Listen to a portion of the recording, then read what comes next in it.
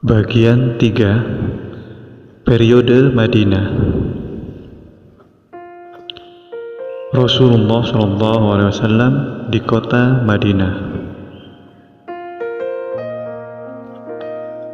Bantuan kepada kaum muhajirin yang dilakukan oleh kaum Ansor, baik yang sebelum maupun yang sesudahnya, dan juga penghormatan serta pengabdian yang mereka tunjukkan memiliki derajat yang tidak dapat dijelaskan dengan kata-kata.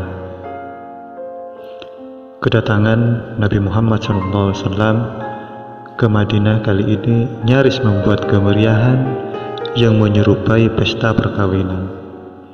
Dan sungguh, pada hari itu masyarakat Madinah melakukan perayaan layaknya hari raya. Anak-anak sangat senang, mereka menyerukan di jalan-jalan. Rasulullah SAW telah datang.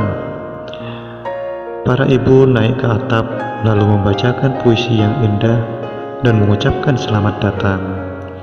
Setiap kali Rasulullah SAW melewati depan salah satu rumah, mereka mengundang Rasulullah SAW dengan mengatakan, "Silakan ya Rasulullah," dan mereka mencoba untuk memegang tali unta Rasulullah SAW dan berusaha mengarahkan ke rumah mereka. Rasulullah SAW melepaskan tali untanya dan tidak memeganginya. Pada saat mereka berusaha menggapai tali unta, Rasulullah SAW berkata, "Dia adalah pegawai Allah Subhanahu wa Ta'ala. Janganlah kalian menyentuhnya. Dia sedang pergi ke tempat yang diperintahkan Allah Subhanahu wa Ta'ala. Mari kita tunggu dan lihat ke mana dia akan pergi." Dan hewan yang mulia itu pun sambil menoleh kanan kiri pergi dengan sendirinya. Akhirnya unta tersebut berhenti dan merebahkan tubuhnya di depan rumah Malik bin Najjar. Akan tetapi tanpa menunggu lama ia bangkit kembali.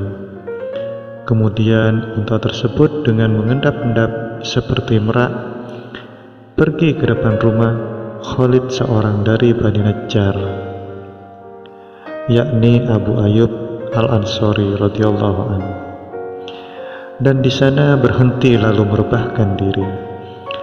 Namun unta itu kembali bangkit, lalu kembali ke tempat sebelumnya berhenti dan merebahkan diri serta menjulurkan lehernya lalu berteriak,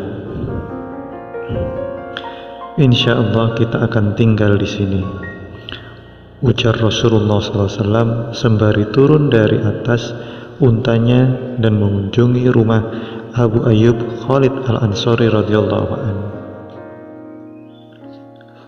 Khalid radhiyallahu anhu bersama dengan Zaid bin Harisah radhiyallahu anhu membawa barang-barang yang ada di atas unta ke dalam rumah. Sahabat Ansor yang paling disegani, As'ad bin Zurarah radhiyallahu anhu, pun membawa unta tersebut ke rumahnya sendiri agar bisa mengambil berkah dari unta Rasulullah SAW. Dengan kedatangan Rasulullah SAW ke kota Madinah menjadi kota yang terhormat, penuh kebanggaan, penuh kebahagiaan dan cahaya. Kaum muhajirin yang sedih karena jauh dari tempat tinggal mereka, seakan-akan jiwa mereka bertambah segar. Kaum Ansor juga ikut tersenyum bahagia. Hari itu, pada saat orang-orang Madinah datang ke rumah Khalid radhiyallahu an untuk mengunjungi Rasulullah SAW, datanglah Abdullah bin Salam yang merupakan seorang alim dari kaum Yahudi. Dia menatap wajah Rasulullah dengan penuh perhatian dan berkata, "Wajah ini bukanlah wajah dari seorang pembohong." Kemudian ia langsung memeluk agama Islam. Setiap orang dari kaum Ansor pasti menginginkan Rasulullah SAW dapat berkunjung ke rumah mereka. Dan apabila beliau telah memilih tempat yang dikunjungi, tentu yang lain akan merasa sangat sedih. Padahal ketika unta beliau telah memilih tempat, tidak ada yang bisa mengatakan sepatah kata pun.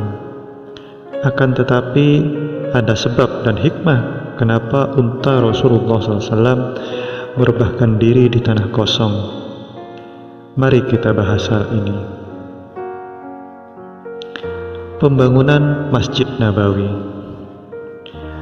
Tanah tempat pertama kali unta milik Rasulullah SAW merebahkan diri adalah tanah yang diwariskan kepada dua anak dari Bani Najjar.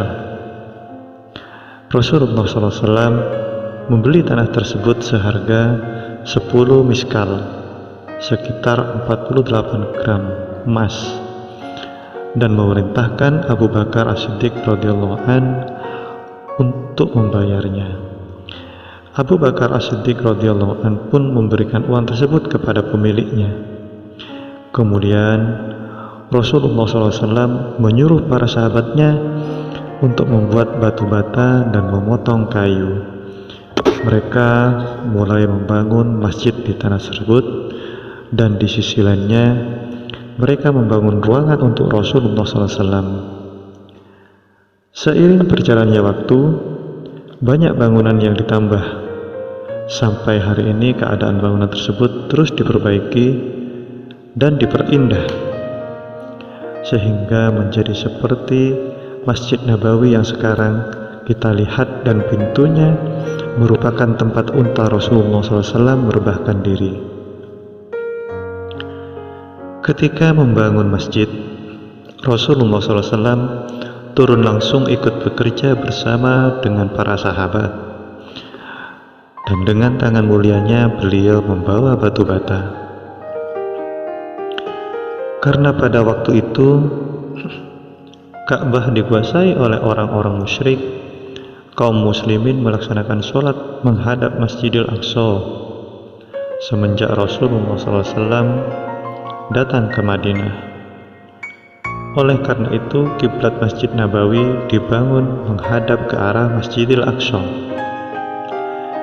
Salah satu dari putri Rasulullah SAW, Siti Ruqayyah radhiyallahu anhu, telah berhijrah terlebih dahulu ke Madinah bersama suaminya, Sayyidina Utsman bin Affan radhiyallahu anhu.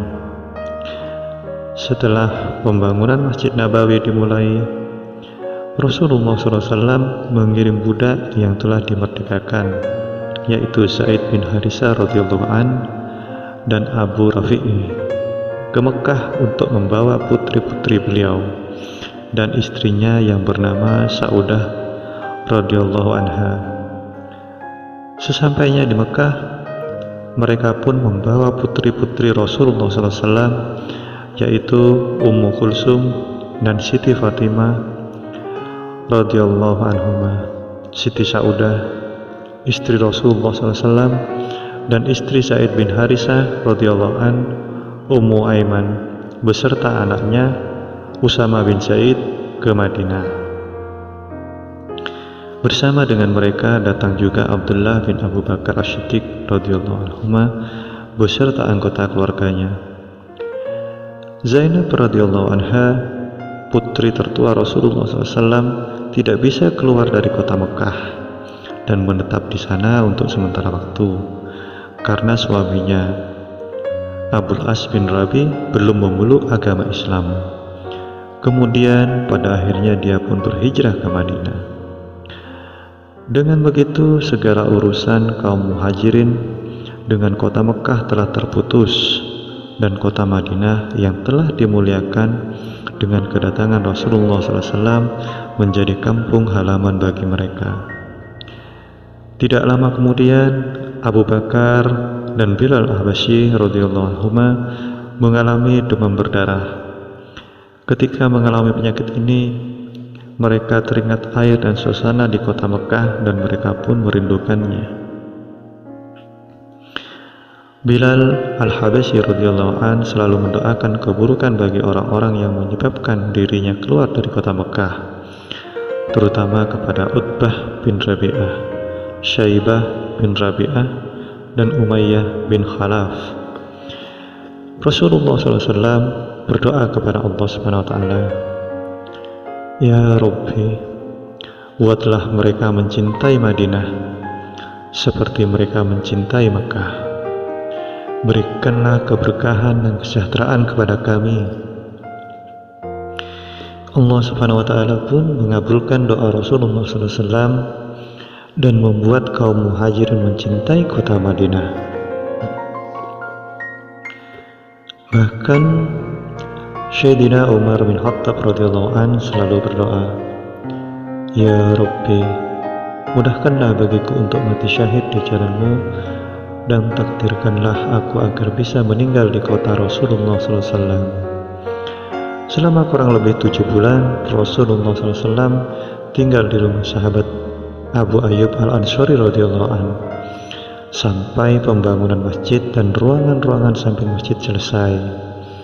Setiap hari, para sahabat Ansor bergantian mengantarkan makanan untuk Rasulullah SAW.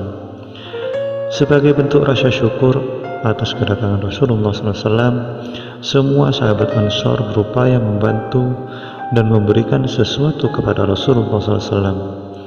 Akan tetapi, Ibunda Anas bin Malik merasa sedih karena kefakirannya ia tidak dapat memberikan sesuatu apapun kepada Rasulullah SAW. Pada akhirnya, suatu hari ia membawa putranya yang berusia 10 tahun, yaitu Anas, ke hadapan Rasulullah SAW seraya berkata, "Ya Rasulullah, biarkanlah anak ini melayanimu." Kemudian ia pun pergi. Setelah itu Anas bin Malik radhiyallahu an senantiasa melayani Rasulullah SAW.